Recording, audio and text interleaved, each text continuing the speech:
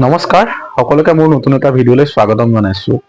আপোনালোকে অসম আৰক্ষীৰ যিখন শাৰীৰিক পৰীক্ষাৰ যিখন কাট অফ লিষ্ট মাৰিলে, আপোনালোকে কাট অফ লিষ্টখন দেখিছে। সকলো হয়তো মন ভাঙি গৈছে। কিয় ভাঙি নাযাব? কাৰণ কাট অফটো যথেষ্ট হাই গৈছে। আপোনালোকে কাট অফ লিষ্টখন ভালদৰে লক্ষ্য কৰিলে দেখিব 33.64, 33.44 এনেকুৱা ধৰণৰ মাৰ্কছ গৈছে বহুকেইখন ডিষ্ট্ৰিক্টত। আৰু যিসকলে ইণ্টাৰভিউ দিয়ে তেওঁলোকেহে বুজি পায় 33.40, 33.70 এই মাৰ্কছটো উঠাবৰ কাৰণে কিমান কষ্ট কৰিবলগীয়া হয়।